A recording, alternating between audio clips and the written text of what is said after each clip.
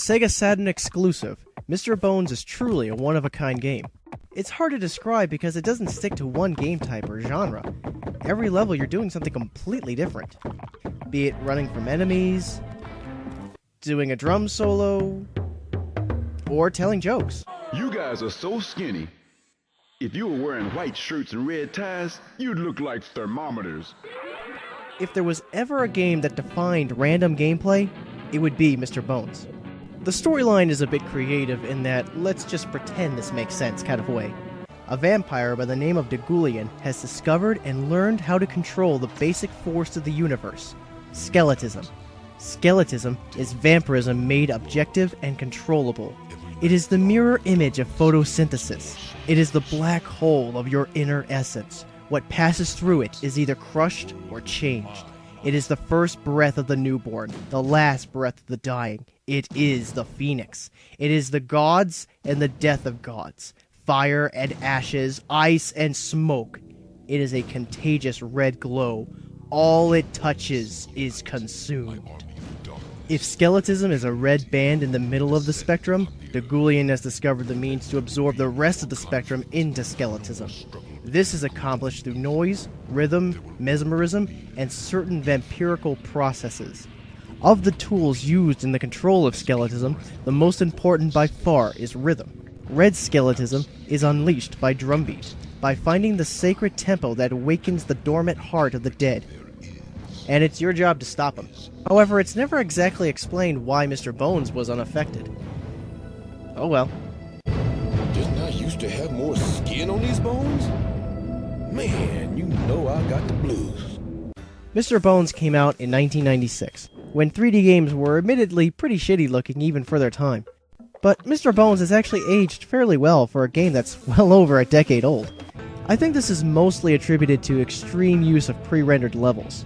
For example, the rolling logs level here. It still looks pretty good. That's because it's basically an interactive cutscene. While you are rendered in real time, the logs aren't affected by you at all. They will always roll like that every time you play the level. Think of it like you're running on a treadmill in front of a green screen. The weird thing about this level is that if you lose a bone or two, instead of them flying back down at you, they actually fly up at you. Yeah, because that makes sense. Normally the use of live-action actors in video games is more of an odd distraction than anything, but I think Mr.Bones pulls it off well enough. Now don't get me wrong, it's still cheesy, but 60s Batman cheesy, not Batman and Robin cheesy. Is someone out there? Who are you? What do you want? No, I know someone's out there. Either come inside or be on your way. The only thing that bothers me about the cutscenes is the inconsistent aspect ratios. Just keep them the same throughout. It's weird going from full screen to a tiny box back to full screen. What? They don't make them like they used to. Good thing I've got a sense of humor. A situation like this could be downright depressing. One of the biggest parts of this game is the music, and it's pretty damn good. I really gotta find the soundtrack if there is one.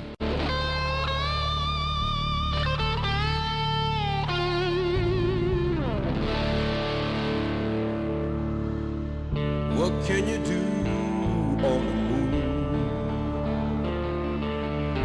You can't even breathe on the moon.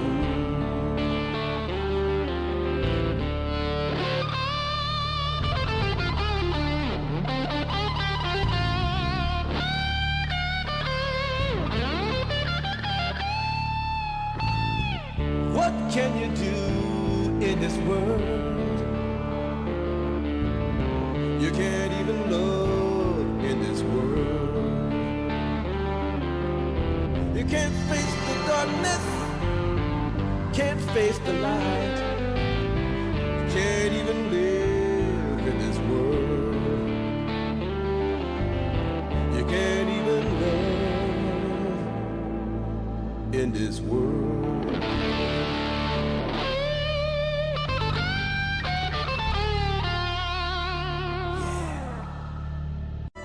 They really did a good job at setting the music that fits each level, even if it's not quite apparent at first.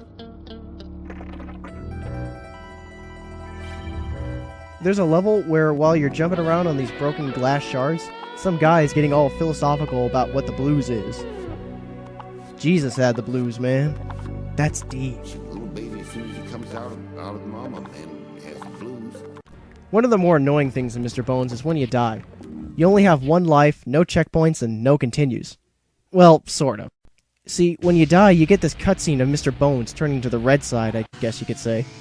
Then you have to wait for the menu to load.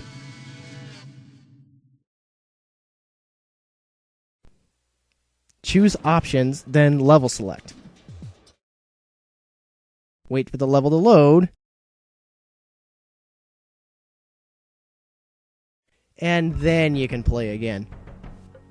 While the load times are surprisingly short for their time, hell, Kiss Pinball takes on average 43 seconds just to load a table, and that came out 4 years later.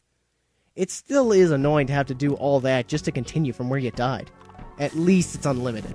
Possibly the easiest level in this game is Drum Solo. It's basically a QuickTime event, one where you only use the D-pad. Honestly, I've never failed this level, because it's not like you have to hit the D-pad in rhythm or anything. You just hold it in the direction the power goes to.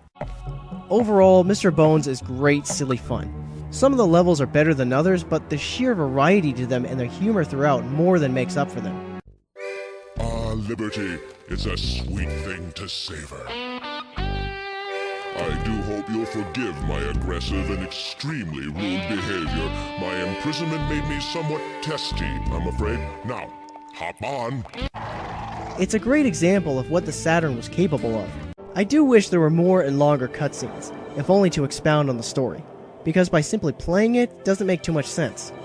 Most of the story is in the manual, and I'd rather experience it than read it. I mean, this is a game after all.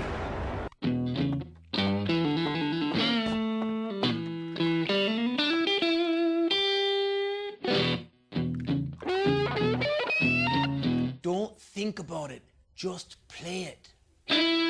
Best advice ever.